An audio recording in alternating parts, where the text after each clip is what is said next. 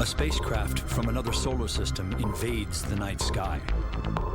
But this is not our sky. And we are the invaders. The search for alien life has begun. We think that other worlds, perhaps other Earths, if you will, exist.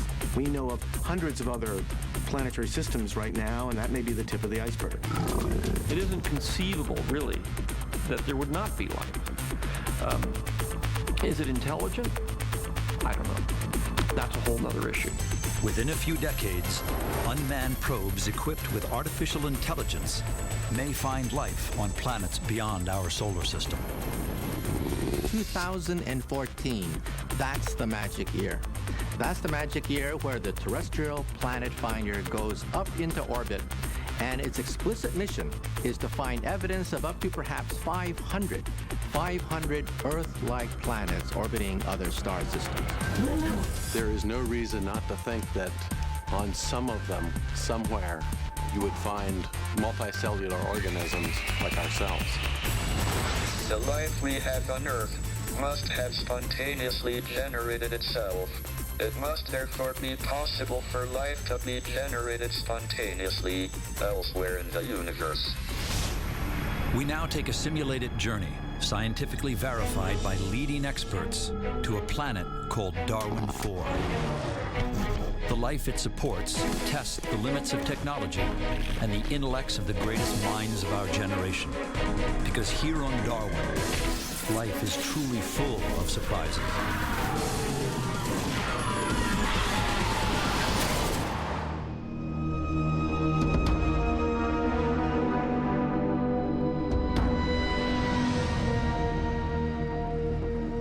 An interstellar spacecraft named Von Braun leaves Earth orbit for a planet some 6.5 light years away. Are we ready to confront the technical challenges of a mission that will take decades to complete? To find out, a team of top scientists, engineers, and artists create a virtual mission to Darwin 4, fourth planet in a binary system called Darwin. It seemed utterly important to me that the foundation to create a world was to make sure that the world was acceptable to the science community. Then we put together a team of scientists to have a look at that concept and to make sure that the laws of physics and chemistry were all represented in that model. Today, we search for planets like Earth through telescopes. The Darwin 4 mission simulates the next giant step, the unmanned quest to find life beyond our solar system. The Von Braun is roughly the size of a nuclear attack submarine and travels at 37,000 miles per second, 20% the speed of light. According to Einstein, there's an ultimate speed limit in the universe. Mother Nature is like a cop that says you cannot break the light barrier.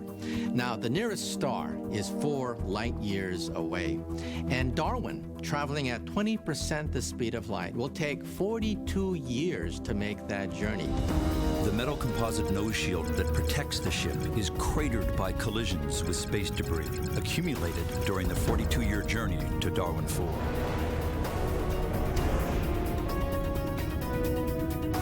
The planet orbits the larger sun of a binary solar system in a zone just close enough to its own star for comfort.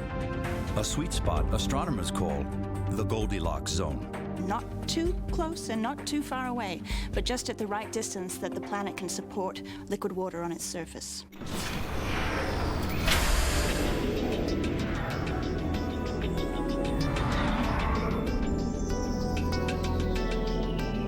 The Von Braun's first priority is to call home.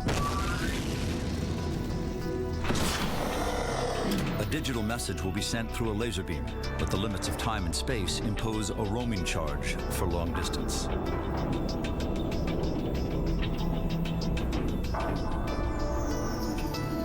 Even at the speed of light, Von Braun's transmissions to Earth take 6.5 years, making it impractical for engineers to correct problems.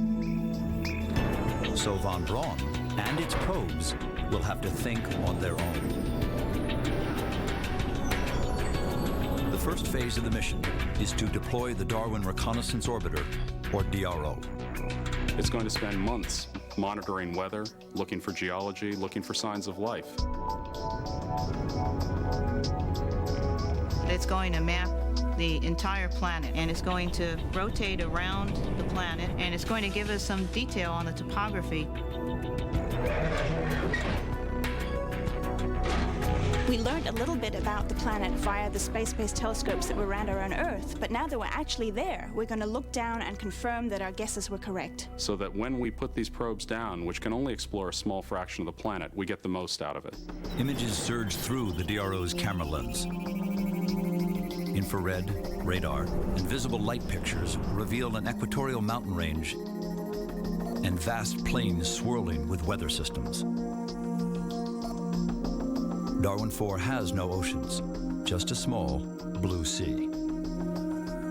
Von Braun's computers sift through thousands of destinations before selecting the one landing site with the most to offer.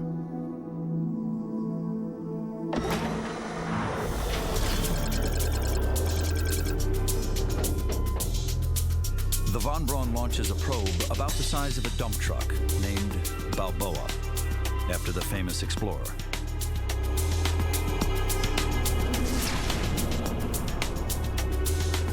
Balboa enters Darwin's airspace as our first ambassador to a pristine alien planet.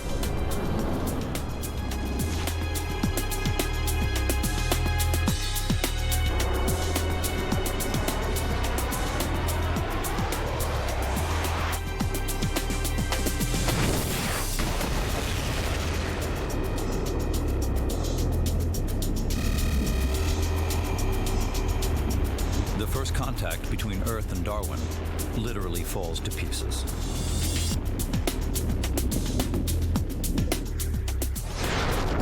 But the planners of the Darwin mission have prepared for just such a scenario.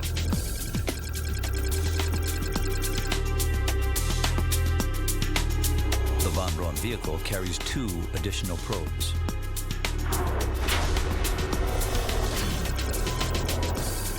Probe Leonardo da Vinci is nicknamed Leo.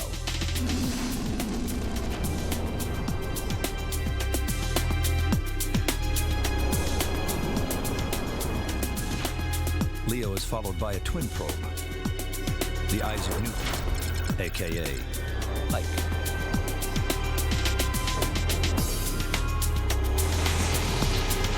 The probes enter the atmosphere just like the space shuttles do on Earth.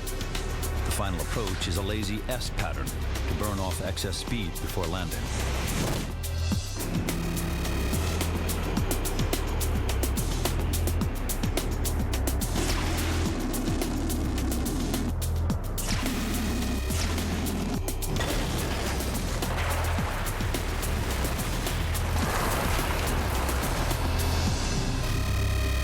Temperatures on the surface, 70 degrees Fahrenheit.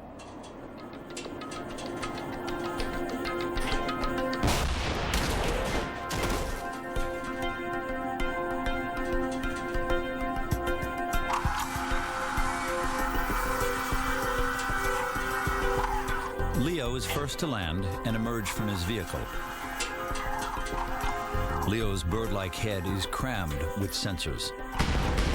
Driven by protocols embedded in his software, Leo confirms that Ike's landing is on track and sends a status report to the Von Braun.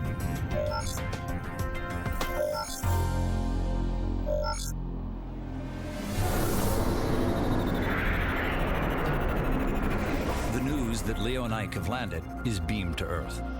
Perhaps it's fitting that scientists who were babies when the Von Braun left Earth now announce the birth of interstellar space travel. Watching these probes from back on Earth would be much like sitting in the back of an auditorium watching your child at a spelling bee where you know the answer and you're sitting there hoping that they're going to make the right decision and come forth with the right answer, but also knowing that you can't do a thing to help them at this moment. Darwin 4 has a denser atmosphere than the Earth's, and the probes would have been designed to cope with that. Now, we would have known that the atmosphere was in fact denser before we got there. The way we would have known that is by looking at the spectrum of this planet and looking at the signature from oxygen in the planet. That oxygen signature would have been so broad, we would have known there was much more oxygen there in that atmosphere than we have on Earth. Well, today, our awareness of the universe has expanded exponentially, really. We've gotten smart. We've learned. We've done our homework. The first wave of space telescopes showed us one thing.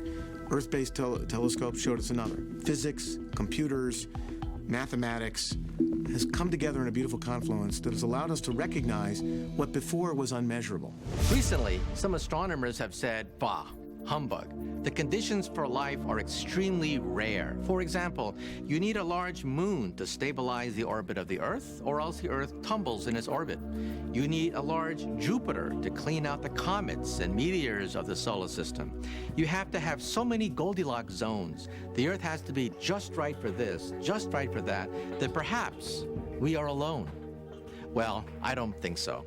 Because if you look at the number of stars in the heavens, perhaps 10 billion trillion stars that are within the range of our telescopes.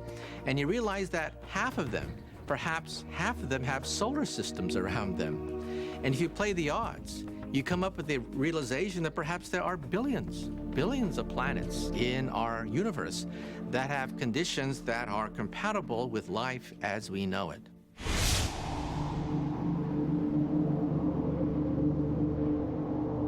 Leo's first assignment is to recon a region studded by tall, mysterious, gourd-like structures.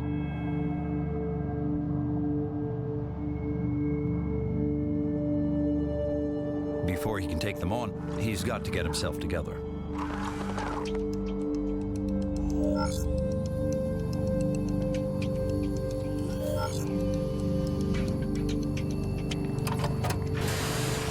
Darwin IV's atmosphere is drenched in water vapor, a free source of hydrogen, which Leo converts to inflate a large bag on his back.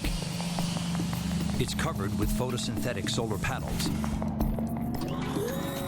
The array turns a green hue as an algae-like material within the cells generates energy from Darwin IV's two suns.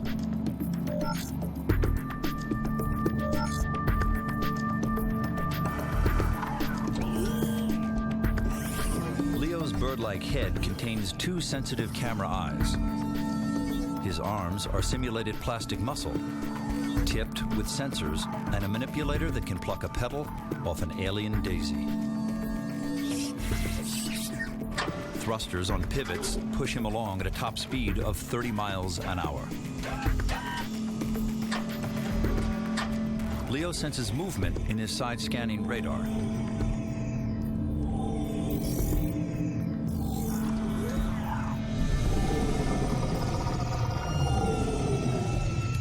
But he can't investigate the source of the movement.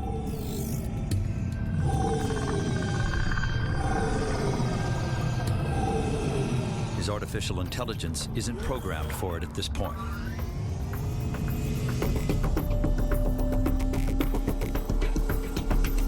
Leo's first priority is finding his yellow-tailed brother.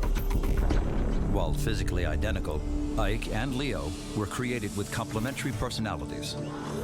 Ike is safety conscious. Leo is inquisitive and programmed to take risks.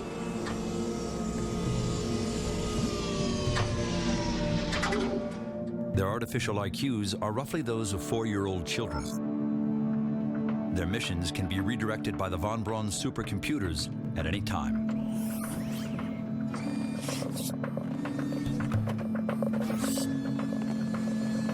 Assisting them are mini probes, like this spider.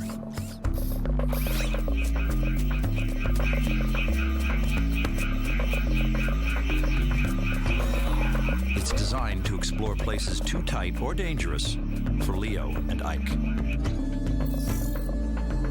The data they collect is transmitted to the von Braun for analysis. Camera discs serve as high-speed scouts.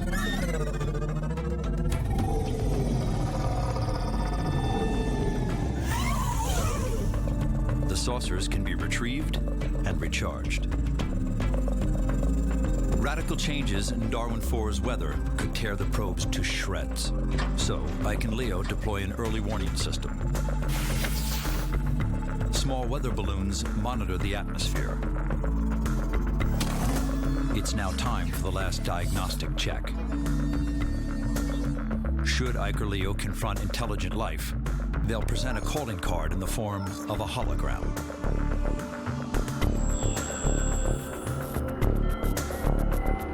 number comprehension, images of our galaxy, solar system, the Earth, and the human species are offered as an interstellar handshake.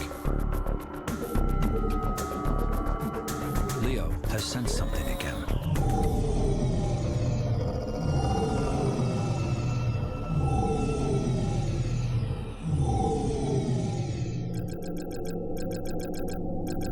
Von Braun determines that Leo and Ike are fully prepared to explore the bizarre structures that surround them. Scientists will name them gourd trees. 15 stories high, they stand on a matrix of root-like stilts. Von Braun's computers determined the stilts could only support such a huge mass if the gourds were hollow or filled with some type of spongy material. But Leo and Ike are not programmed to immediately study objects like the gourd trees.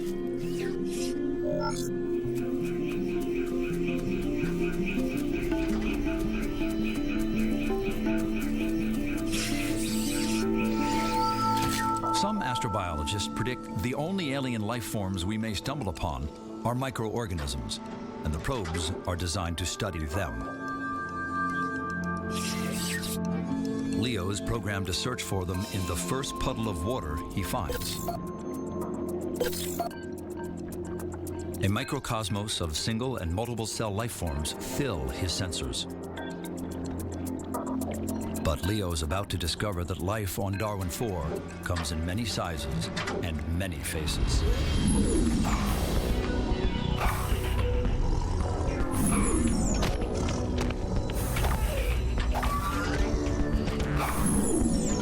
This life form is roughly the size of a T-Rex.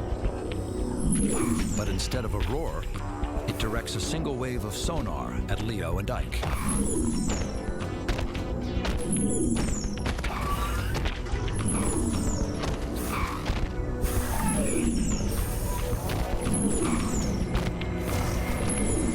Darwin 4 has dealt the mission a wild card. The probes are in the middle of an extraterrestrial Serengeti, and it's a whole new game. The discovery that Darwin 4 is not just a planet capable of sustaining life or had life at a simple level on it, in fact had an entire complex, interactive, multicellular biosphere comparable to what we see on Earth, is one of the greatest discoveries, the greatest discovery in the history of mankind. We can almost be certain that life that we find on another planet will have evolved along lines differently from the life on Earth. The arrow tongue is a remarkable large predator. As far as we can tell, in terms of the land-living predators on Darwin 4, it's the largest one we got a record of. So when we look at Darwin 4 and look at an organism like an arrow tongue, and then we look at Earth and an organism like a Tyrannosaurus rex, we've got two different evolutionary pathways, starting out with different raw materials under perhaps similar circumstances, and we end up with these two organisms that in some ways are very, very similar, and in other ways are extremely different. We really need to examine the entire food chain on this planet, from the very smallest animals up to the largest, to get a sense of what does Earth and Darwin 4 have in common. When we left Earth, we would not know anything really about Darwin 4. We would know some very broad things, but we wouldn't know if the surface was covered with water. We wouldn't know if the surface was very marshy or very strange. And if you send a probe that can just fly over everything and fly very slowly, which a lighter than air probe can do, then you can cover all the bases pretty well. The intelligence of Ike and Leo is very much like a small child. Intellectually, the child might know to do certain things and not to do others, but in some cases may need to be reinforced. A child doesn't know necessarily not to touch the burner of a stove, and Ike and Leo may not be aware of all the possible threats in its environment and would have to learn from those.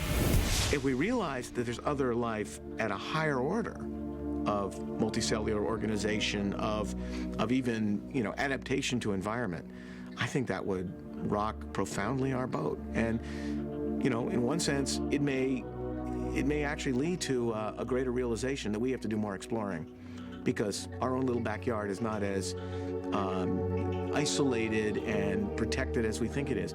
And I think it will lead to amazing opportunities. By learning about that other life, we may better recognize our own limits, our own possibilities.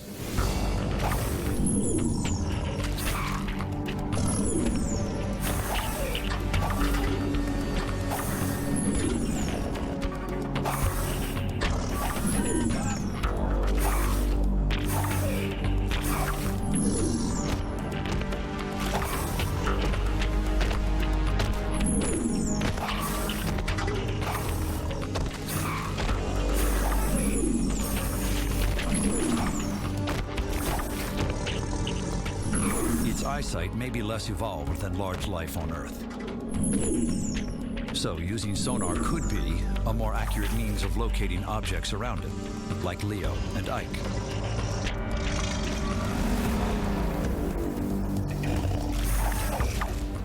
Splotches of bioluminescence cover the creature's back. Astrobiologists could call this creature the arrow tongue.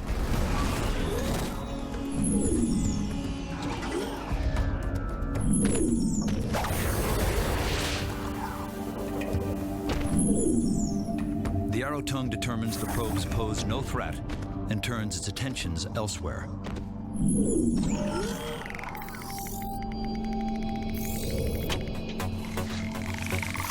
The gyrosprinter is a two-legged vegetarian about twice the size of an African antelope.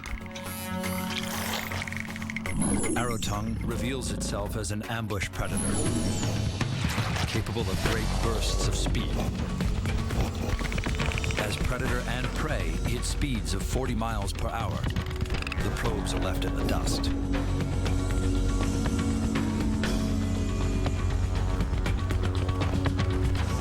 Ike launches a camera disc to follow the action.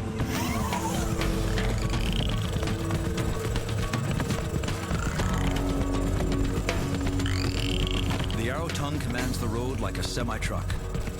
The gyrosprinter corners on a dime.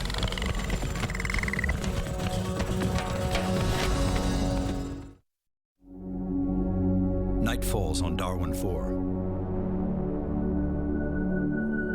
Scattered bands of bioluminescence rake the surface like some kind of alien landscape lighting.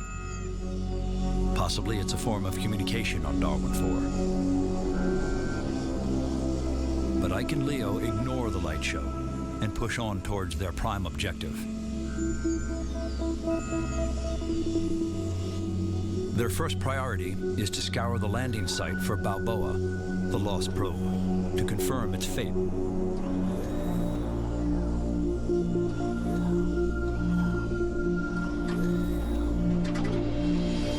The Darwin mission now depends on just 2 intrepid probes with the intelligence of preschoolers. Images of the Balboa and of large life forms taken by Ike and Leo are evaluated by the von Braun. Its supercomputers now make important adjustments in the programming of the 2 probes. The probes are directed to split up. Leo will hunt for Darwin's larger creatures, while Ike explores ecosystems and life forms that resemble plants. As Leo's quest begins, he flies over a geothermal vent.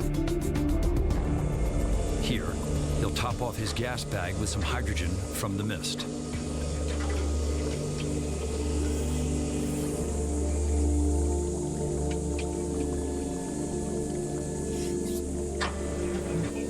But even during a pit stop, a good probe keeps exploring.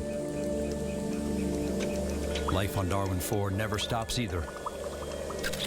In the midst of this volcanic cauldron, Leo finds microorganisms that resemble some found in hot springs on Earth.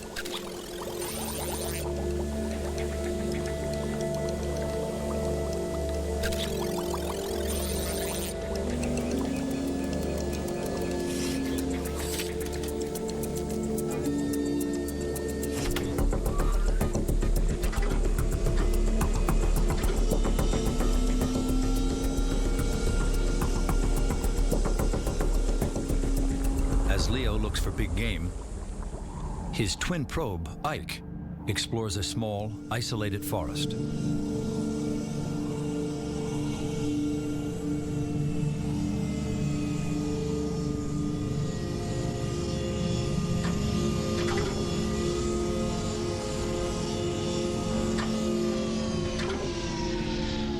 The floor is covered with stickball plants, part sponge, part virus.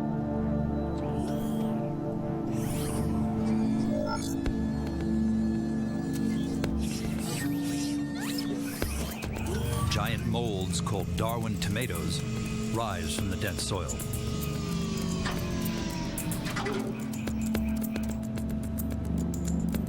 Then Ike's sensors suddenly direct him skyward.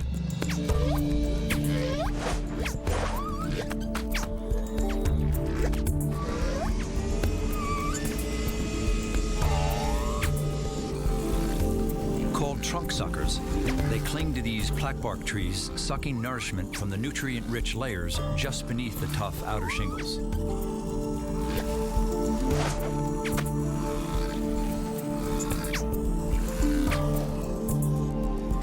It's here that the mission reaches another milestone.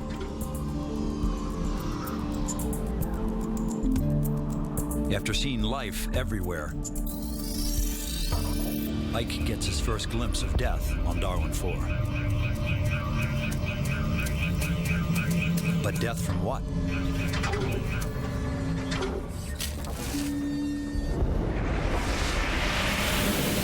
Tongue is a very, again, interesting organism. It has a lot of similarities to some of our dinosaurs. It doesn't have the maneuverability of some of its prey items. A formidable high-speed predator. It's an ambush predator. It appears to sneak up on its prey and then take them down quickly. Very high efficiency predator, very highly evolved, very interesting animal. Gyrosprinter is a very improbable animal when we look at animals on Earth. This is an animal that needed to get away from predators, was running in a loping manner, beat things out 100 million years earlier. Its predator got faster, it got faster, until it developed this amazing sense of balance, the large feet for gripping and handling on the turf. Looking at the shoulder girdle and the hip girdle, it appears that this animal may have evolved from a four-legged animal. It appears we have a fusion here of the forelimbs, a fusion of the hind limbs. Truly extraordinary, something we would never predict from life on Earth. One of the things about the plants on Darwin 4 is that superficially they seem kind of bizarre. And yet when we look at plants on Earth, we find that there's a lot of really bizarre plants on Earth too. It's just that they're not common. One of the things that we might ask about a plaquebark tree is, first of all, is it transporting nutrients and water? And we're guessing that it is, but we might also ask, where does it transport them? And we didn't tell the probes to go checking. But we can learn about this from looking at the behaviors of the trunk suckers. They're very similar to some sorts of birds, woodpeckers that we have here on Earth. They fly, they land on the trunk of the tree, they prop themselves up with their tail, and they're taking fluid from the tree. This tells us some things about the trunk suckers, where they're getting their energy, but also is informative about the plants and what they're doing. So trunk suckers are informative about both plants and animals. If you look at the diversity of what species look like on this planet, nature has come up with better things than our best science fiction artists and people try to conceive what a foreign species would look like. Some of these things that come out of the deep ocean just are absolutely amazing creatures. Just the diversity from the same starting materials of DNA and genes. By mixing and matching these, almost any physical appearance is possible. For the past 3 days, the Darwin reconnaissance orbiters tracked a large object moving rapidly across the surface.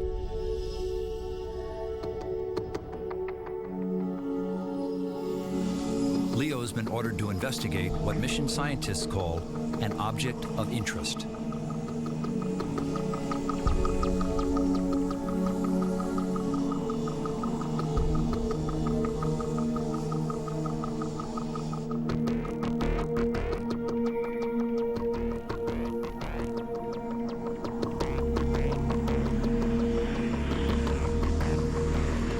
As it turns out, the object of interest is not an object at all. It's a bunch of them.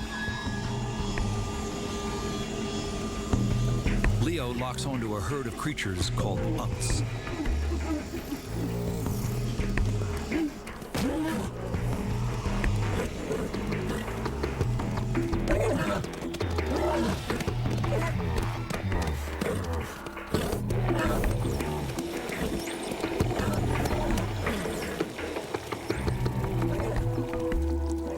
The closer Leo gets to the herd, the more his attention turns from motion to sound.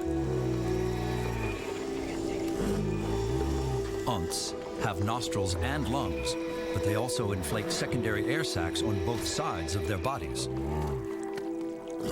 Unks are named after the sound they make when they exhale through their dorsal vents.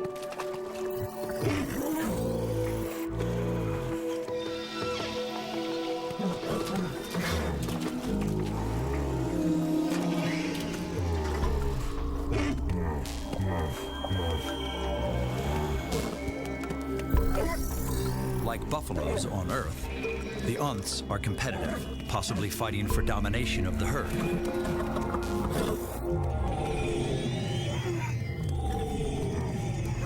Something spooks the herd.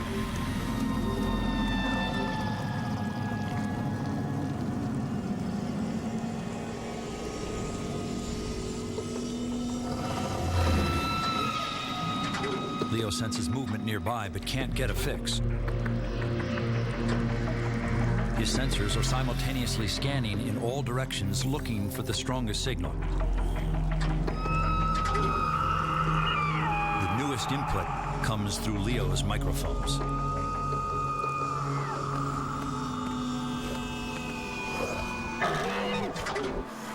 A pair of bladder horns compete. Bioluminescent antlers are displayed to scare off opponents.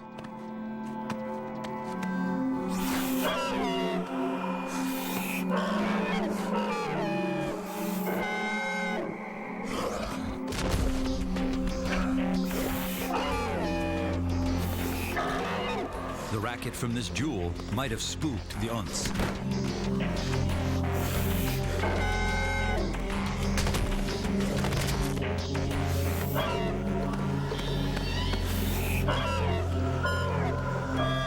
Leo interprets the back and forth bellowing as a form of communication.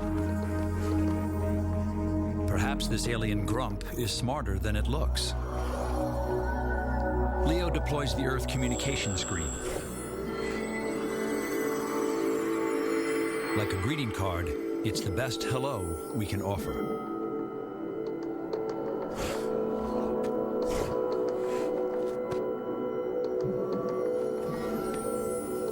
But if the bladderhorn is saying anything, it's probably telling Leo to get lost.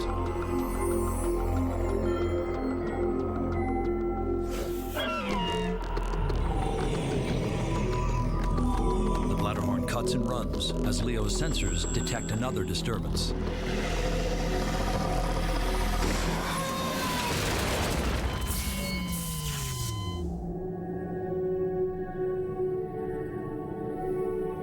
For the next 24 hours, the Von Braun makes several attempts to communicate with Leo, but gets no reply.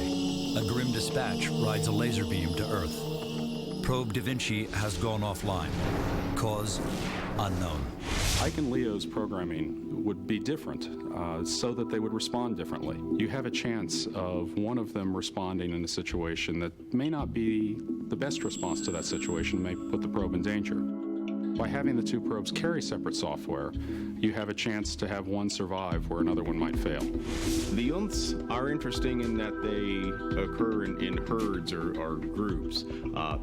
This is one of the Darwin 4 animals that we see where there is the evolution of sociality, social groups, which is also very important and evolved evidently many times on Earth. These animals are interacting with each other in a number of sophisticated ways, probably both to establish pecking order within the herd, and even though we're not sure what's a female and what's a male in the Unths at this point, certainly the kind of interactions we're seeing with these animals are very similar to males fighting for females that we see on Earth among herding animals.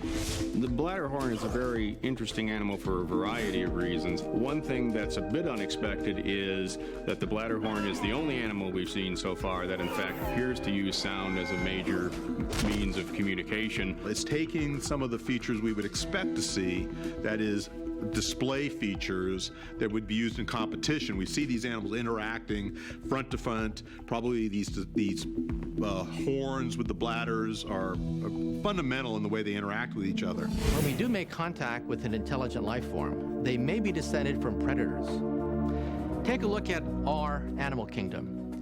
We have foxes, lions, and tigers with stereo eyes to the front, and then we have rabbits and deers with eyes to the side. That's because the predators have to zero in on the prey. They have cunning, they have stealth, they know how to ambush. While if you're a rabbit, all you have to do is know how to run. So which is more intelligent, the fox or the rabbit? Well, obviously, the fox is more intelligent than the rabbit. So chances are, when we meet intelligent life forms in outer space, they're going to be descended from predators. Unless he resumes transmitting again, Leo is virtually an invisible dot on a vast alien landscape. Leo's twin probe, Ike, soldiers on. He finds another pocket forest, the living remains of woodlands that thrived until Darwin's oceans evaporated and the climate changed.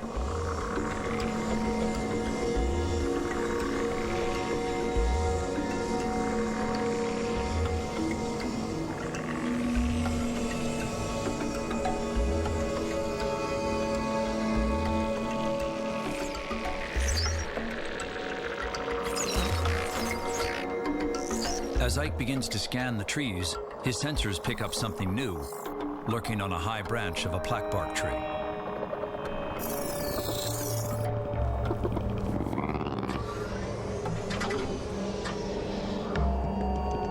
Scientists will call it the dagger wrist for good reason.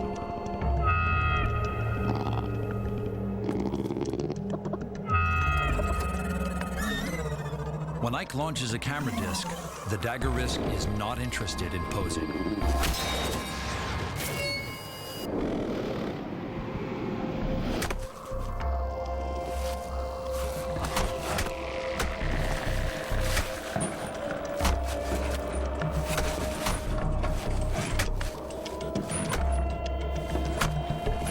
The dagger wrist's forelimbs sink so deep, the nutrient-rich sap bleeds to the surface.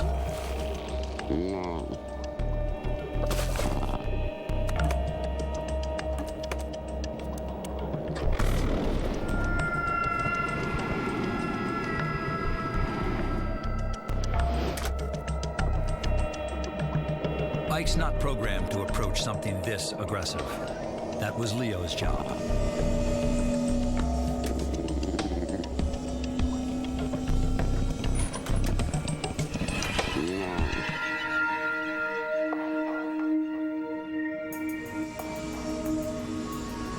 The study of plant life is Ike's mission, until von Braun orders otherwise. Finding water is statistically the most efficient method of finding vegetation. Ike scans a carpet of moss at the edge of a deep water marsh. But what lies beyond it is even more intriguing.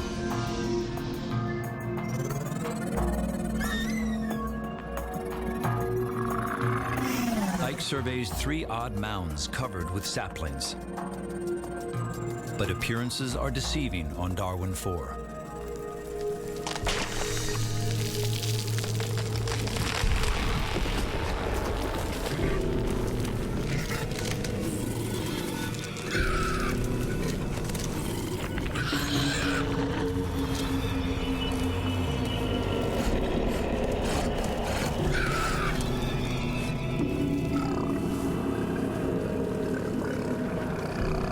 Rising 5 stories into the air is a massive paradox.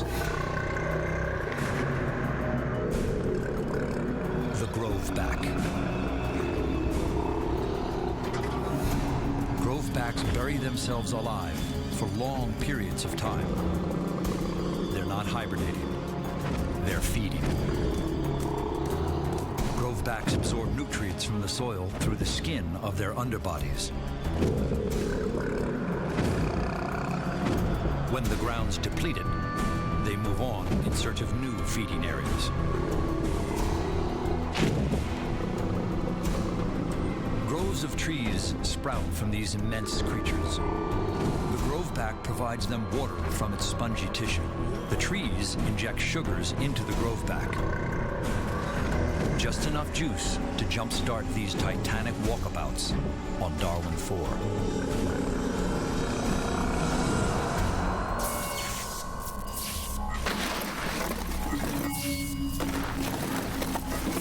A burst of data kicks von Braun's computers into hyperdrive.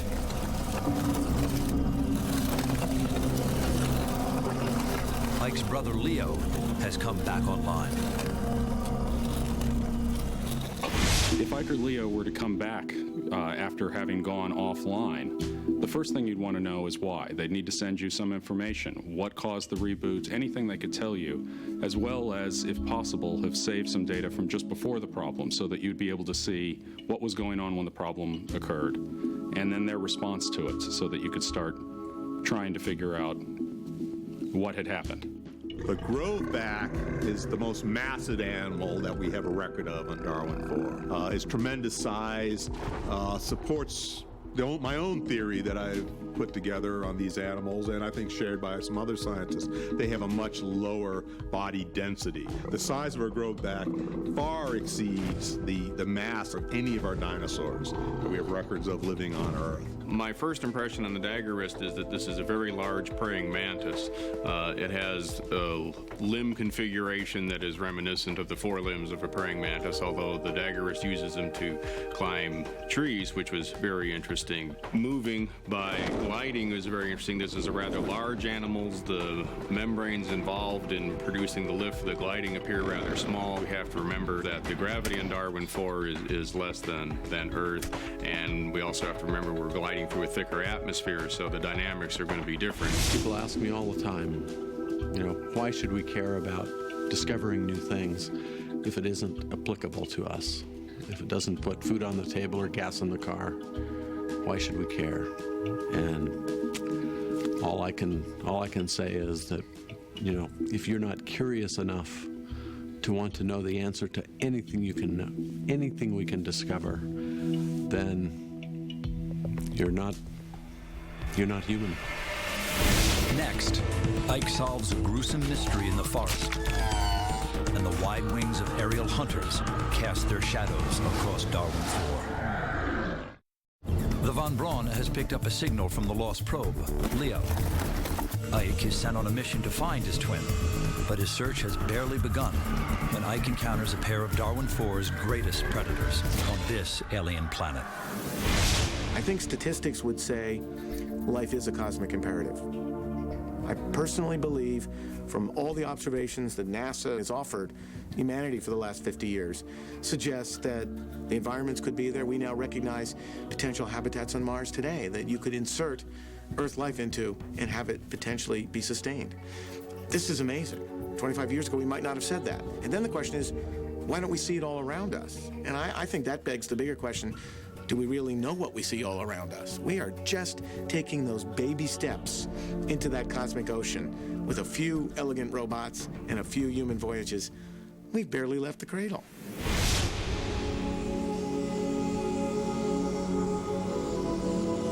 As Von Braun tries to get a fix on Leo, his twin probe, Ike, moves deeper into the foothills of Darwin 4.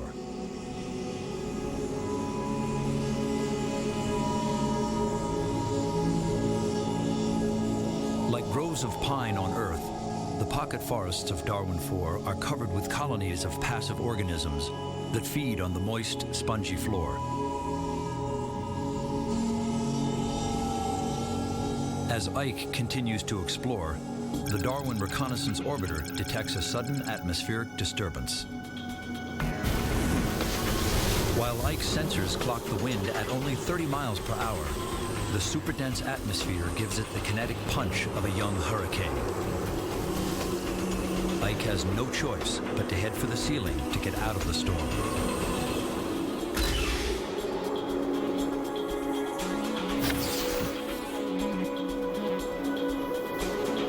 Ike fires a salvo of weather balloons to sample the currents of the unexplored upper atmosphere. Unlike the Earth, where storms are fed by great oceans, Darwin 4's airspace is a shifting maze of thermals rising from hotspots created by the two suns. The power of passing storms present a new and potentially lethal threat to the mission.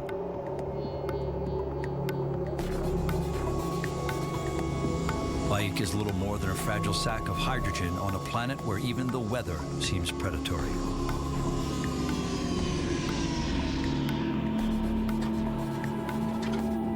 But for now, it's back to the business of discovery.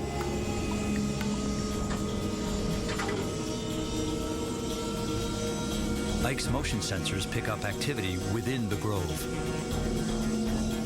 Not on the ground, but in the air.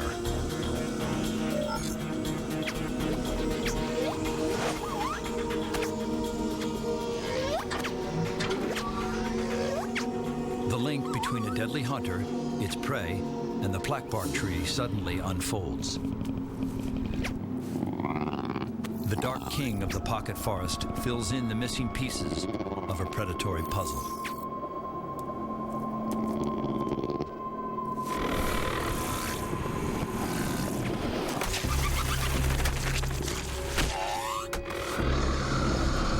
Trunk suckers feed on the sap from gashes made by climbing dagger rests.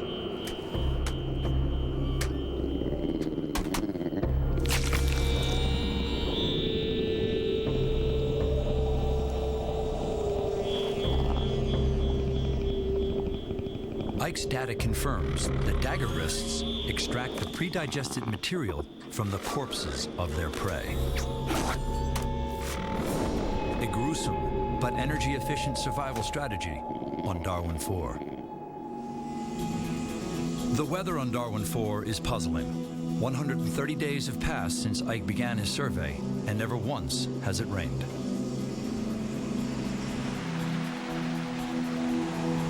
As far as Ike's sensors can determine, Darwin's surface waters flow from underground aquifers and springs.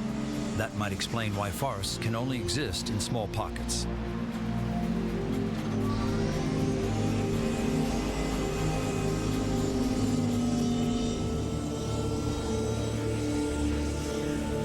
Ike takes his survey to a high meadow where his side-scanning radar detects some new blips.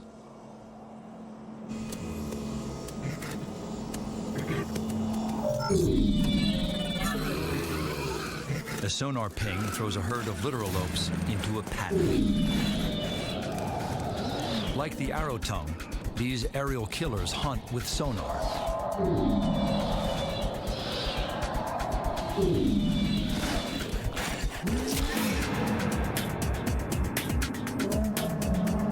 No creature on Darwin 4 is safe from the lance of the flying skewer.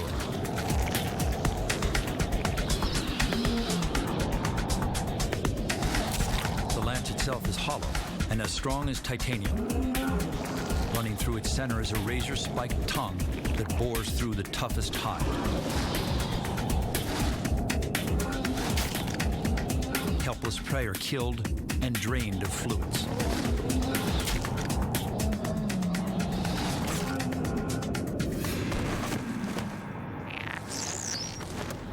Scavengers, called jet darters, feed on the rest.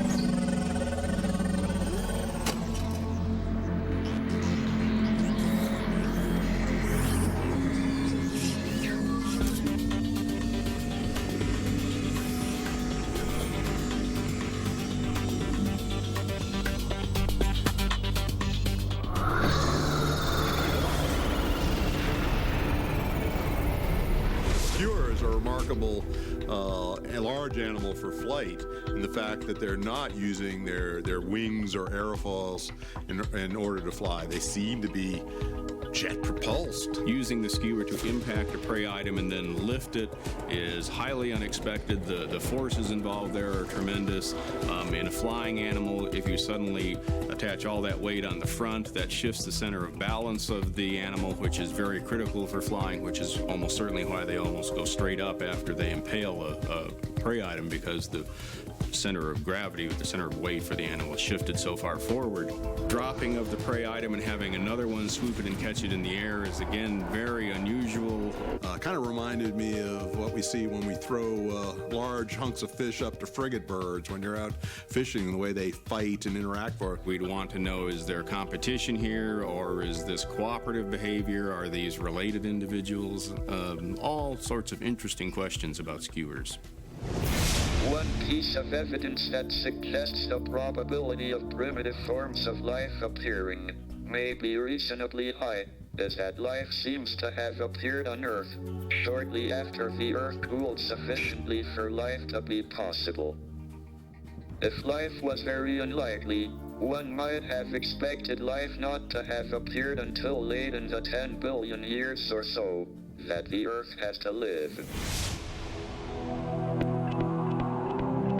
On Darwin 4, the mission encounters giant life forms and supersized animal organisms, all supported by a dense, humid atmosphere and a lower gravity than on Earth.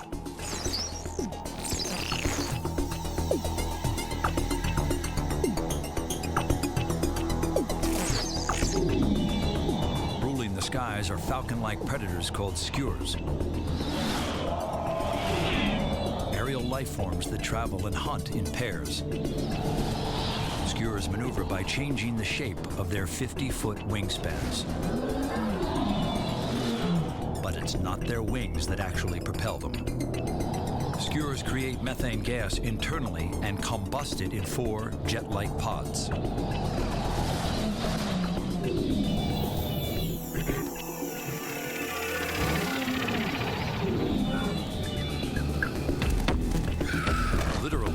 Defend themselves by scattering in all directions.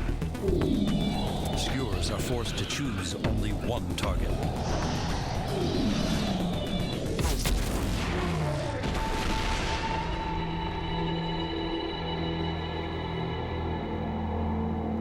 Darwin's aerial predator is literally knocked from the sky.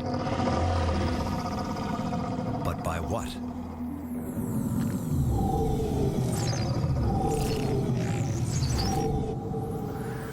Above the foothills of Darwin's equatorial mountain chain, Ike's sensors detect unusual bursts of energy.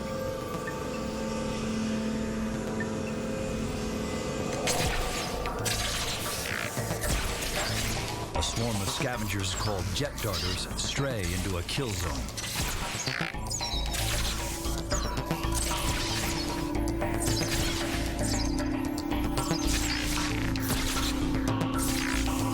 Looks like a colony of oversized mushrooms is a deadly maze. Ike's programmed to gather more data to learn how it works. The answer must lie within the organisms themselves. But Ike can't risk frying his circuit boards.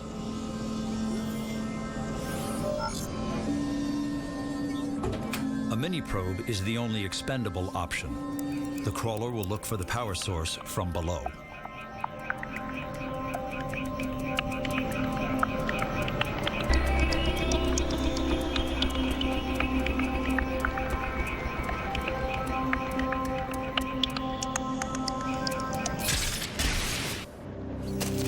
Acting like a light switch, the crawler has closed a fatal gap between 2 electric charges. Ike's sensors pick up a familiar signature.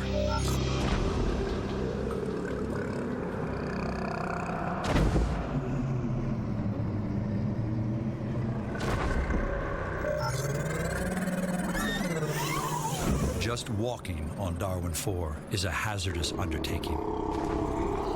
Even a 5-story groveback must watch its step.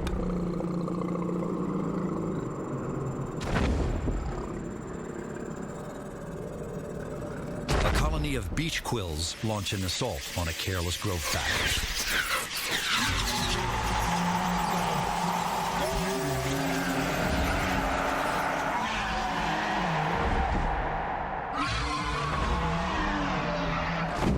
Quills penetrate deep into the creature's hide and deliver a fatal dose of neurotoxins.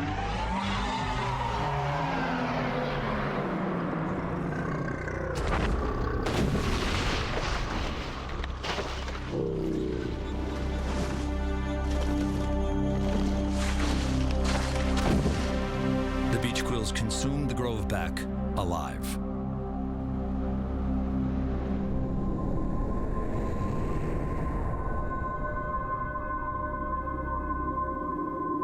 Far from the killing field, another struggle continues in a remote corner of Darwin 4.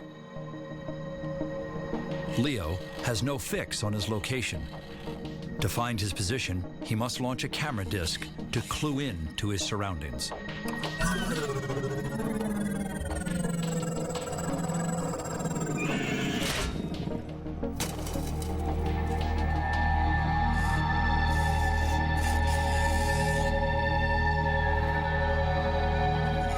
His last transmission allows von Braun's supercomputers to plot his location. Ike is roughly 200 miles away from Leo as he continues his survey of the foothills. Badlands encrusted with ancient lava fields are covered with lichens and low vegetation. Ike's sensors now lock on to higher life forms.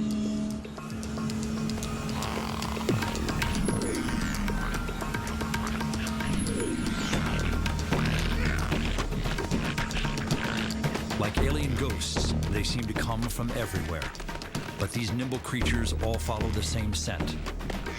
On Earth, we have wolves.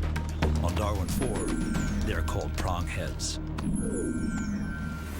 One can look at the electrified plants. Here's this thing that looks like a plant, and yet it's zapping things out of the sky, and you sort of wonder, what is it doing with the things that it zaps? Is it simply frightening them off? Is it killing them and eventually eating them, and we're not seeing that? And so it gets back to the question of, is this a plant or is this an animal? But the plant and animal distinction is one that's very peculiar to the way that humans look at life, because we live on the surface of Earth, and as it turns out, at this stage in the Earth's history, there's only two big lineages of living organisms on the land. The plants, they're green, they're photosynthetic. The animals, they run around, they eat things. And so we see that as a very important distinction. It shouldn't be a surprise to us at all to find an organism on Darwin 4 or any place else that combines aspects of what we might think are plant and animal. Now, if we look at Darwin 4, we're going to look for evidence of both how these animals developed locomotive pathways, how they developed efficiency at locomotion, predator-prey interactions. If we look at the attack of the beach quills on the Groveback, we come to the conclusion very quickly that this animal must have been subjected to a very toxic poison, perhaps similar to that produced by cone shells on Earth today, which is one of the most potent toxins we know of, where a cone shell can very quickly kill a large fish and then consume it. One of the things we would want to know if that was going on is to go back and look at one of these places after the beach quills have killed the Groveback to see what's happened next. Are they turning into the next stage of their life? So there's a lot we want to know to be able to sort out all these possibilities.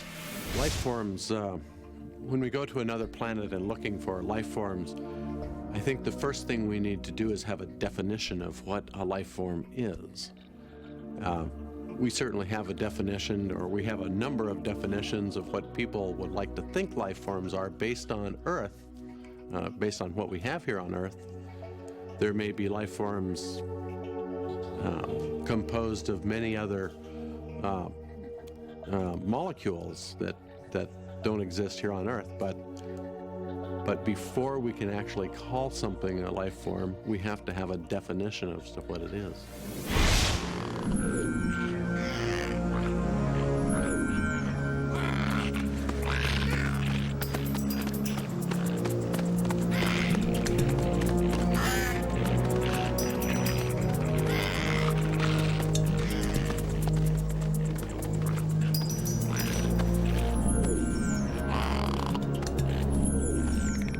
Gyrosprinters are fast and evasive creatures.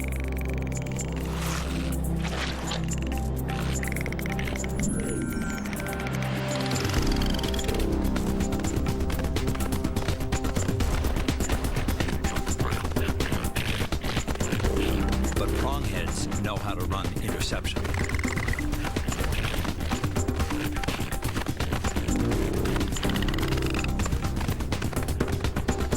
Like pack predators on Earth, not every hunt ends in success. But the discovery of cooperative hunting is a major breakthrough.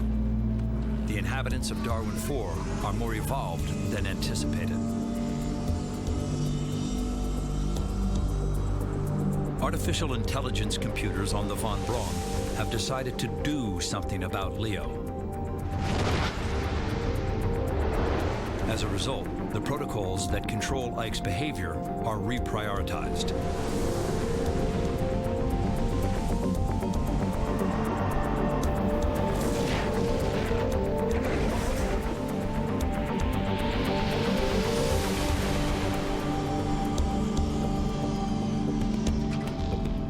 Ike is ordered to break off his survey immediately. He's now instructed to assume greater risks. His mission now is to find Leo. The journey will take him across a vast, unexplored region of Darwin 4. Based on data from the reconnaissance orbiter, Darwin's oceans evaporated millions of years ago, transforming the air into a dense, oxygen-rich blanket.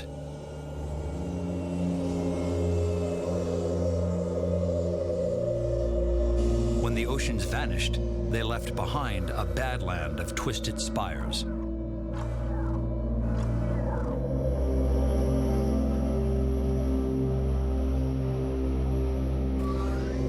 Over the eons, some have grown a mile high.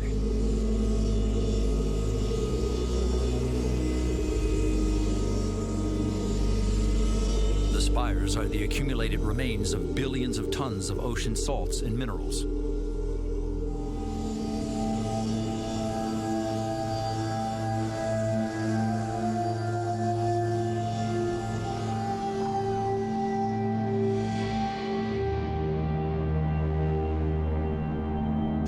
Ike identifies a new object of interest,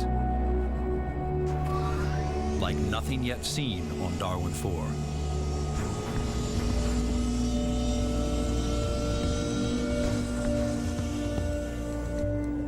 The curved formations don't mesh with the environment.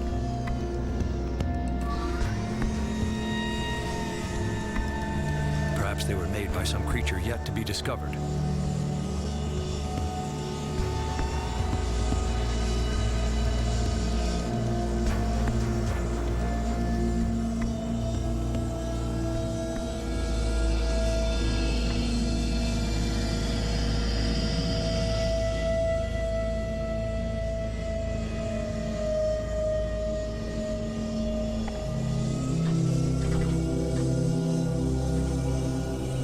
While Darwin lost its oceans, it still maintains a sea roughly the size of Texas.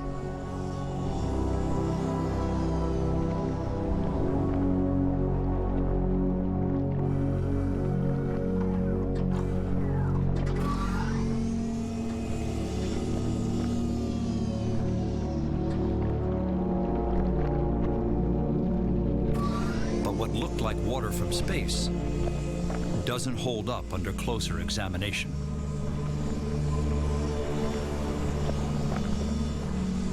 The water's edge looks like a thick sheet of gelatin surrounded by great spires of salt. Ike can't penetrate the surface. It's like a waterbed teeming with life.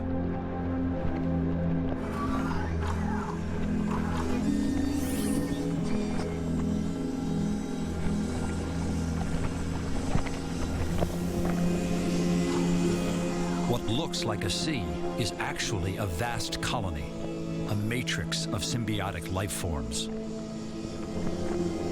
They evolved as the oceans evaporated, trapping seawater within their transparent membranes. The Von Braun has calculated that crossing the amoebic sea is the quickest way to reach the site of Leo's last transmission.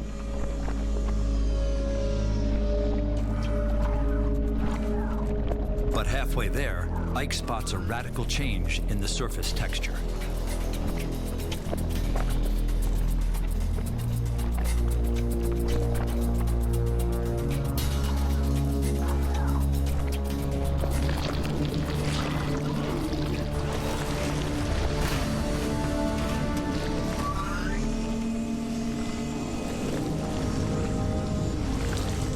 Sea suddenly behaves like a gigantic predator that preys on low-flying game.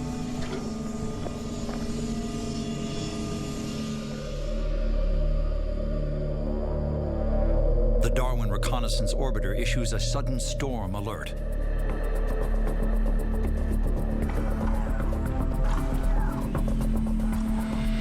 A wall of debris is closing in at high speed.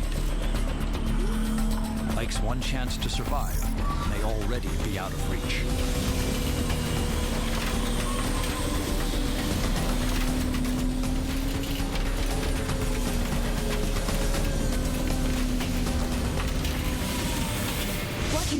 see around the Amoebic Sea are salt sand dunes, which are the remnants of the ocean that once covered Darwin 4.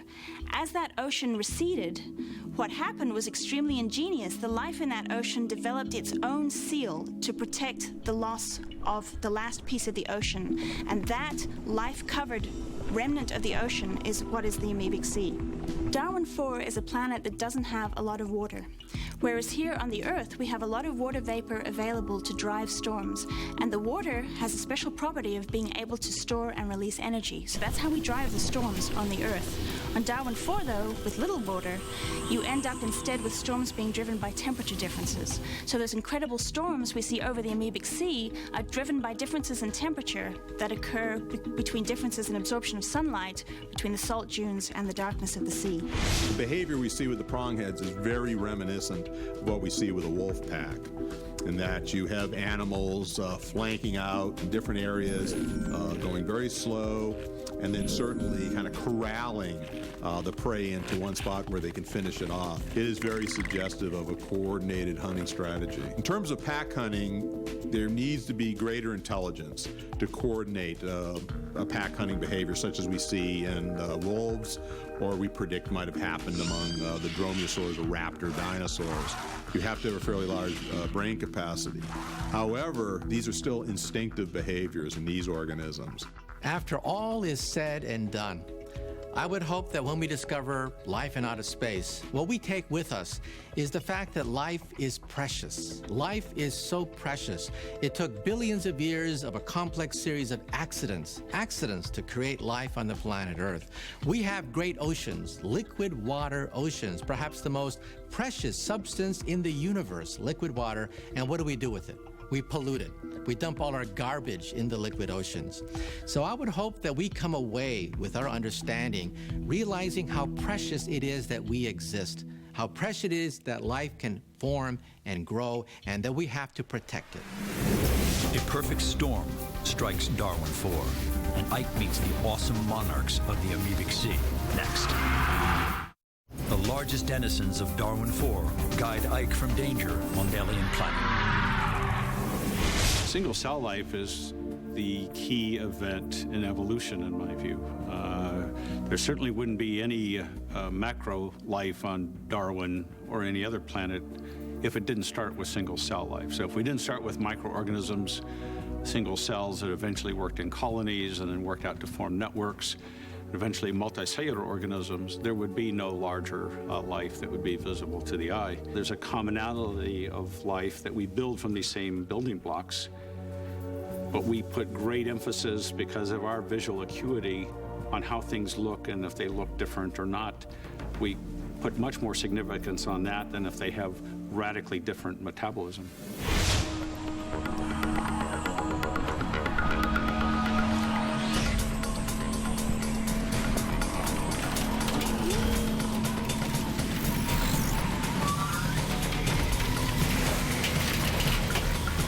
Isaac Newton is blasted by a cyclone of salt and caustic minerals.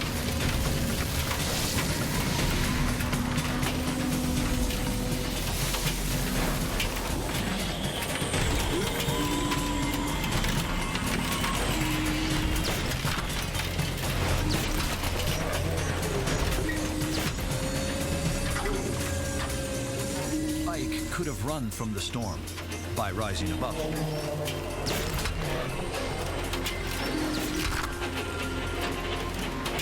But his new directive is to assume greater risk in the search for Leo.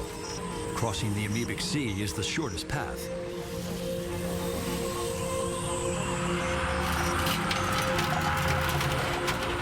Ike's sensors detect a huge disturbance, but it's not the storm.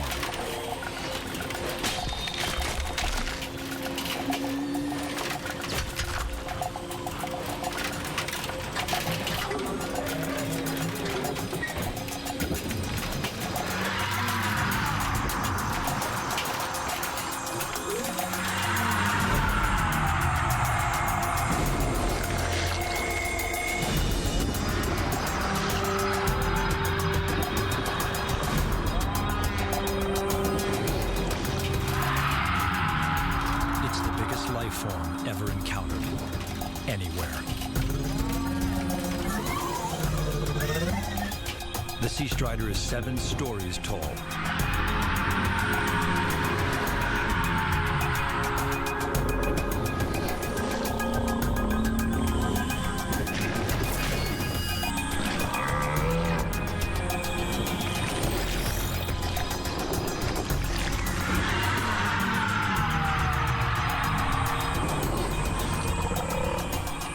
Now Ike detects more movement.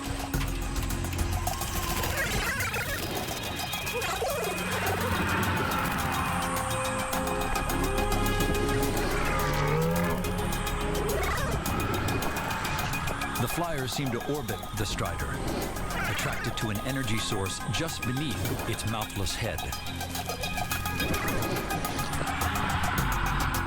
The striders are not just walking on the surface. They're taking chunks of it along with them.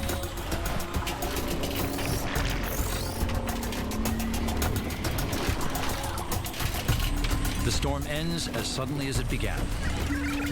The striders are heading the same direction Ike must take to reach Leo.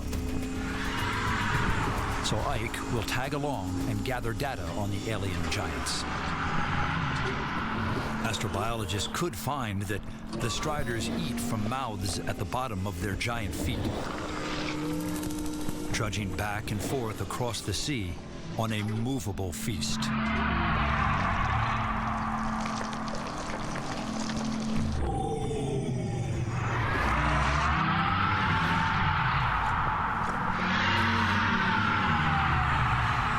Something's disturbed the striders, but quickly vanishes from Ike's sensors.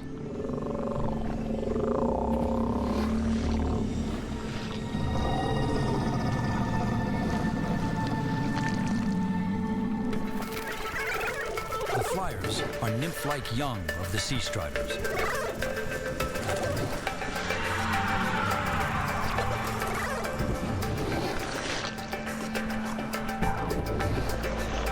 They have a relationship to the sea as well.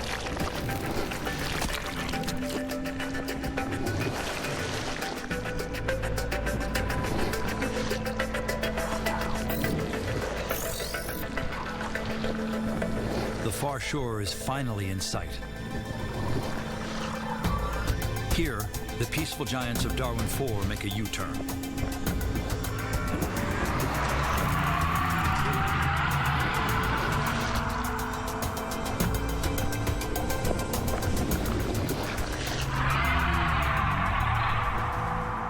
Based on Leo's transmissions to the Von Braun, Ike will follow his trail like a robotic bloodhound.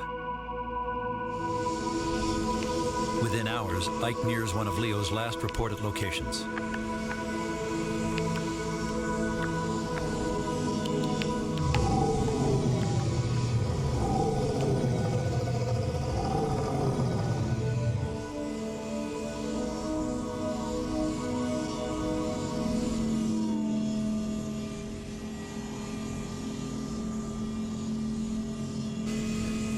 The Unth herd hasn't strayed far from where Leo first encountered them.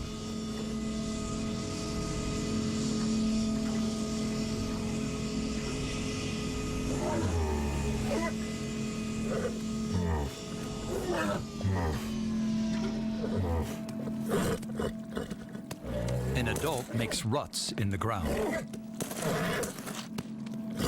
Perhaps the patterns found by the spires were created by a herd like this one.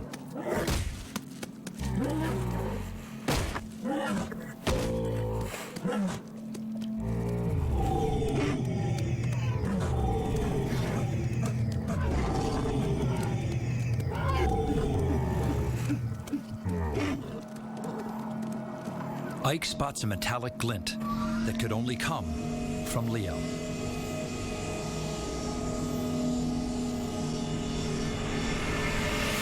The sea strider's immense size and extreme height suggests that these animals are less dense than the animals we're familiar with on Earth. To carry such an immense weight around on 2 legs, immense volume, we can't justify that with the same kind of densities that we see in animals on Earth. It's just mechanically impossible. One of the other things that's kind of surprising, we're seeing these in a storm. They're very large organisms. How do they keep from being blown over, especially if they're light enough that they don't sink to the bottom of the sea? So there's a lot of things about the sea strider we'd like like to know more about. The science fiction writer Arthur C. Clarke said that there either is or is not intelligent life in outer space. However, either thought is frightening. However, I tend to look at it as exhilarating.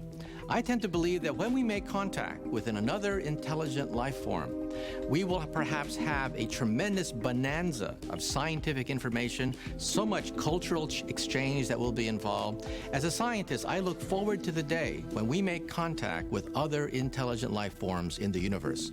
So rather than being frightened, I think we'd approach the idea with open arms, with open mind, realizing that this could be a turning point in the history of the human race. Our first forays beyond the solar system to the nearest nearby planets will be robotic. They ought to be robotic. It makes sense. And we will be the bystanders, much more so than we are today with our robotic emissaries. But that's okay, because it's my belief that as we do that, we will have trained ourselves for those smart machines to act more like us. Not to be us, they never will, but they'll act more like us in the sense that they'll observe, mine the data, understand the anomalies, the excitement, find the sweet spots, and tell us that at the limits of the speed of physics, the speed of light. And as they go, they'll open the doors in our eyes to how we may go.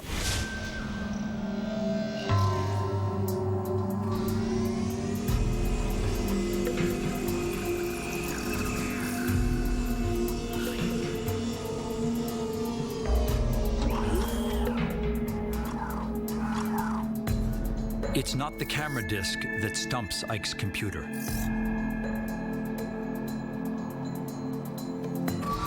It's what lays around it.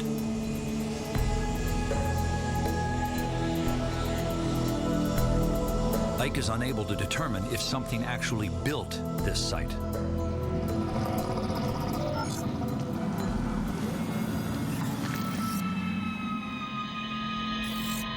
Ike detects motion as he heads for Leo's final transmission point.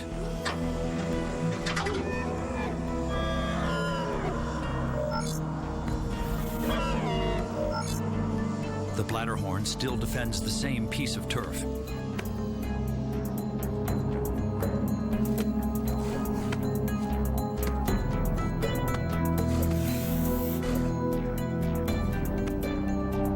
But Leo's nowhere in sight.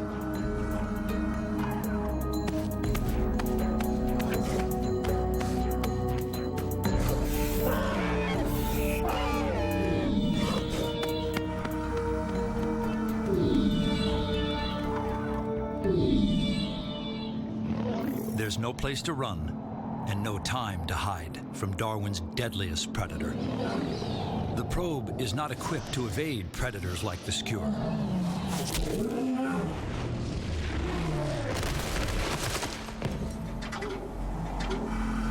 But that's not a problem now.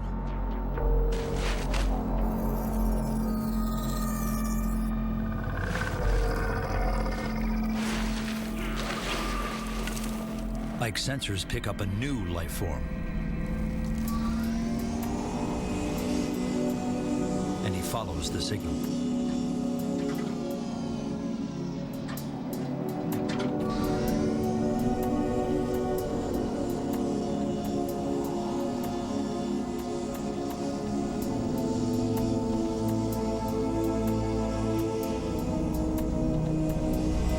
The skua has disappeared.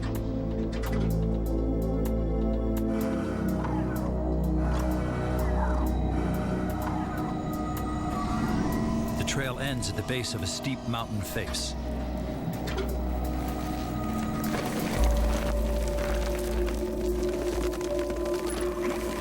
Or does it?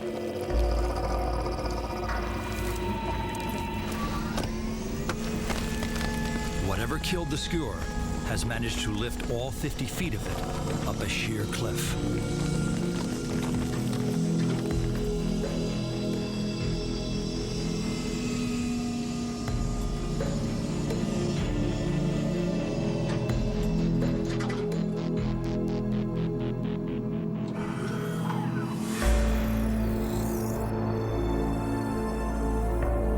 Ike senses no movement, no transmissions coming from his twin probe, Leo.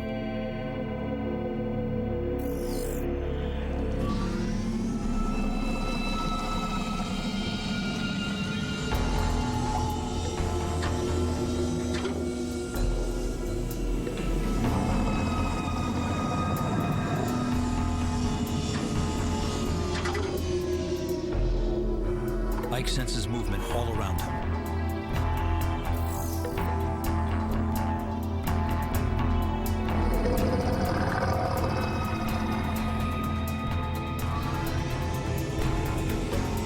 Suddenly, movement is detected from Leo's direction.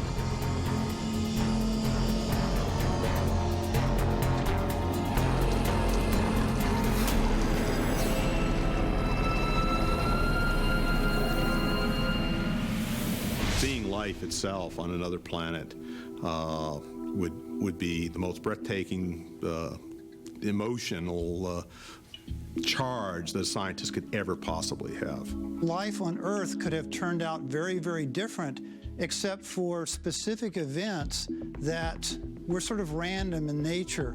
Probably the best known of which was the asteroid that hit the Earth at the end of the Cretaceous period, caused the extinction of all the large dinosaurs. Without that single event, the organisms that survived to the present day would have been very, very different from the ones that we see. And so to the extent that in a planet like Darwin IV, we find things that resemble organisms on Earth, that's astonishing to us because it tells us that there's something more than the luck of the draw. There's some reason they look that way, they just didn't turn out that way. I think just knowing we're not alone, even at the cellular level, will change our view of our own neighborhood and on beyond the universe. But then the question will be, well, how are we related to that? Are we all the same stuff? I mean, Sagan said so well, we're all made of star stuff, and we are. Ike is about to make contact with humanity's greatest discovery. Next.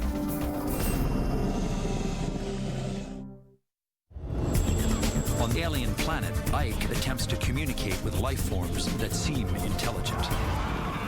The octopus has eyes, very weak eyes. It has tentacles by which it can manipulate the environment, but it has no culture. It cannot transmit information from generation to generation.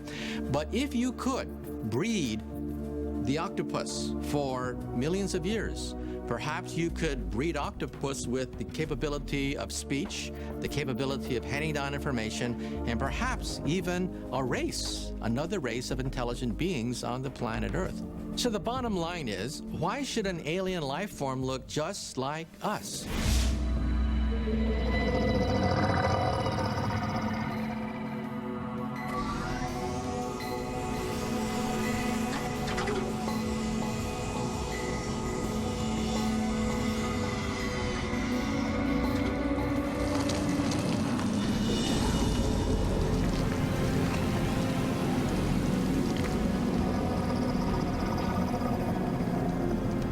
This alien could have easily destroyed the probe.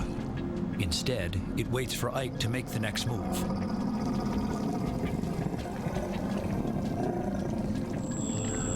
When Ike projects numeric symbols, the alien seems ready to respond.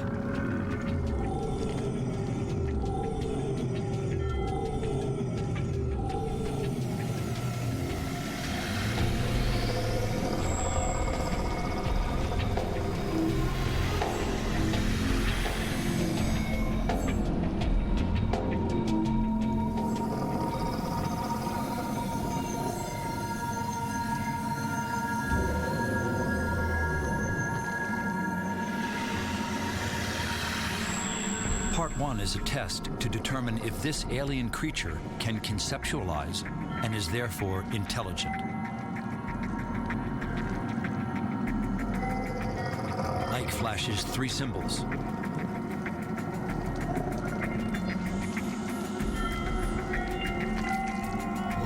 The alien responds correctly with 4 flashes. This response triggers Ike to deliver the rest of the message.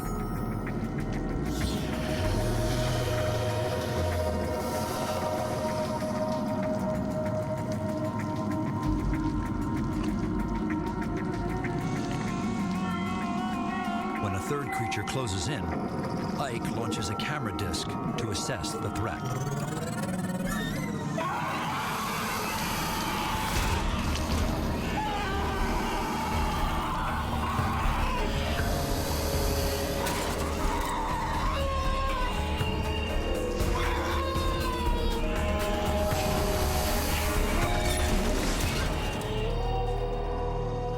"160 days into the Darwin 4 mission, the last recorded image of Ike and Leo is sent to the Von Braun. Computers play and replay the data for the next 72 hours. But interpretation of this profound event is beyond the scope of its artificial intelligence software. To evaluate the full significance of our first extraterrestrial contact requires human intelligence. After decades of research, the pieces begin to fall together.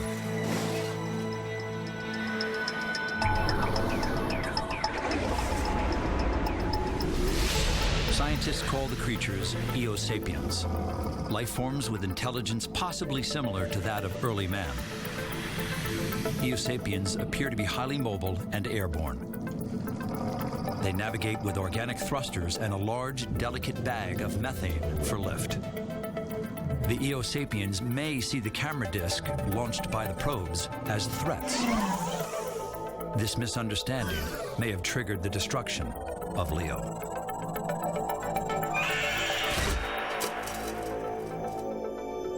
As the simulated mission to this alien planet ends, the questions it raises are as immense as the universe. Will we ever find life beyond our planet? What must we do to reach it? And how can we prepare ourselves psychologically to deal with the discovery of alien life forms? Finding life beyond Earth, it really is just going to be a matter of persistence. We'll probably have to send a lot of probes. I mean, we're just beginning. You know, the world and the universe is about to open up to you. You know, we're just slowly waking up out of our cave, for God's sakes. This is the best time. In the next, 200,000 or 300,000 years will be fantastic. It's great to be alive.